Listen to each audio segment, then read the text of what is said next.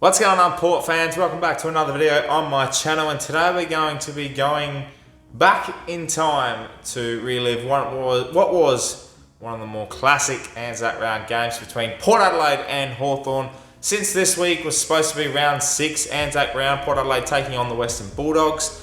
Unfortunately, with everything going on, as we know, it won't be happening this weekend, but I thought we'd go back in time and relive what I reckon is one of the best ANZAC games we've had. You could argue the one against the Eagles in 2013 with the big comeback, that's right up there. That's the GOAT of our ANZAC games. 2010 against St Kilda was an absolute beauty and a low scoring affair. There's been many others as well, but this one in particular, it was a game that we just came off our first win of 2015 against North Melbourne. Hawthorn, obviously premiers in 2014, looking to back it up coming into the new year, and they started off really well.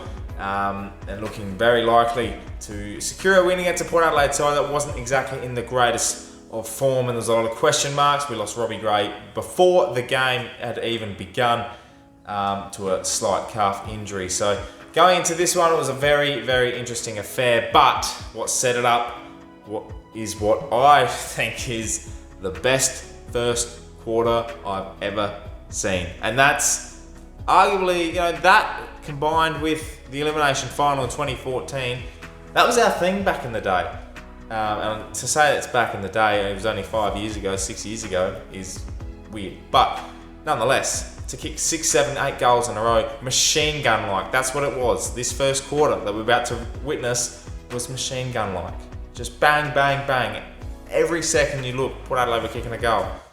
The first goal was kicked by Chad Wingard, and what was a beautiful snap on his left foot out of a congested contest inside our 450. It then was backed up with a brilliant mark inside 50 to Jay Schultz, who at that stage was playing on Brian Lake, who did in fact get injured in that contest, did something to his knee and was out for the rest of the game. And Schultz ended up playing on McAvoy and kicked 3 goals for the quarter.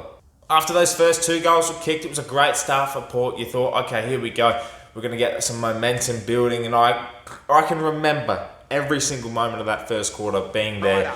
The crowd was into the game heavily already. And then straight away, Paddy Ryder takes a mark inside 50.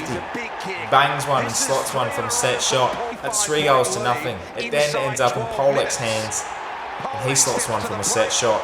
It's 4 goals to none, and Hawthorn are in big trouble. What followed next was simply three of the weirdest goals, I reckon. Both the next 2 were certainly up there for one of the better goals kicked by these players. And then the third one was, well, that was more of a comedy act.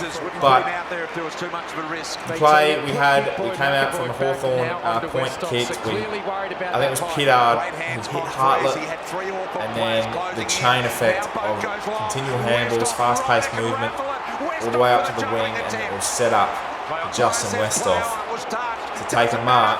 It was called play on, and he did something beautiful. So you listen to the roar of the crowd, you listen to how much momentum Port Adelaide had at that time. It's 5 goals to nothing against the reigning premiers at your home ground in front of 50,000 people. You're going to keep going, aren't you? That's not going to stop. And it rolled on and on.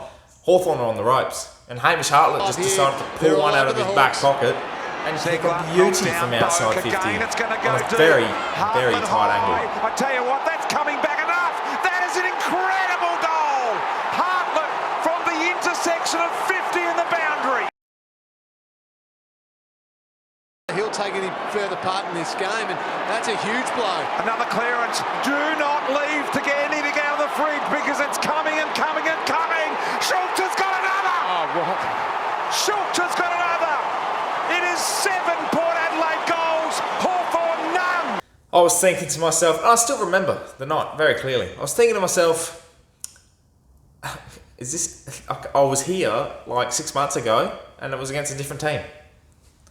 And now Port Adelaide 6 goals to nothing. I'm thinking, we're set up here. This is going to be brilliant. And then the next goal was kicked by Hawthorn, and it was 43-7. Thought, all right, they've got 1 goal for their quarter, perfectly fine. We then back it up within minutes, and the ball's kicked inside 50 to a one-on-one. McAvoy versus Schultz, kicked in by Boak, I'm pretty sure. McAvoy is still doing a U-turn trying to chase Jay Schultz. He turned him inside out, as BT says, kicked the soccer off the ground, put us 40 points up. Here's Boak, driving ball. Schultz doubles his man. He's turned big boy inside out.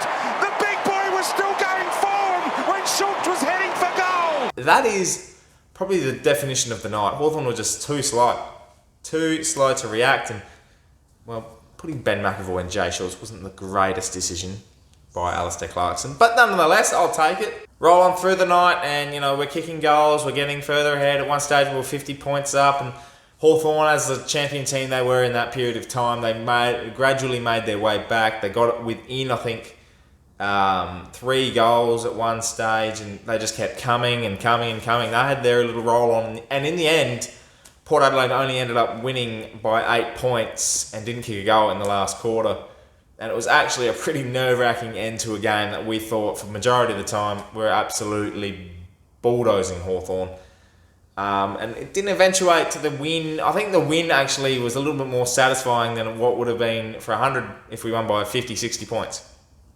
Because we knew Hawthorn were going to come, and that was the murmurs in the crowd. Like, they're going to come. They're a champion team. They're going to keep coming and coming and coming. And they did. And it got nerve-wracking at the end, as I said. But to win like that, ANZAC Round, we didn't give up.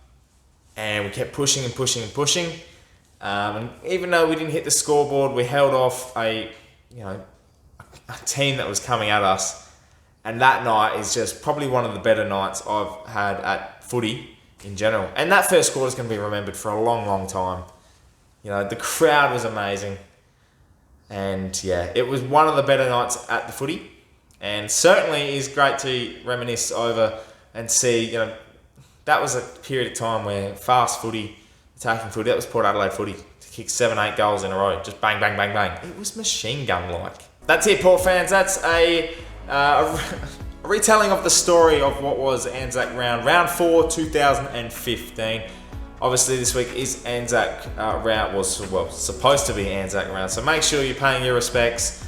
Make sure you're reminiscing over the times that we've had in every ANZAC Round, because it is a special occasion for Port Adelaide, the football club, and our supporters, because we do spend every ANZAC Round together at home. And previously, we've seen wins over North Melbourne, gradual losses against Geelong, and it's my favourite round of the year. My favourite game to attend, because it's so emotional, so special, and it's very unfortunate that we won't be a part of it this year, but nonetheless, we have to stay safe and stay home. So make sure you do all those things, but 2015 was a great night. Make sure you subscribe to the channel if you're new, for plenty more Port Adelaide AFL and AFL Evolution content coming your way over this isolation period, if you will. My name is Anthony, and as always, can't ThePear.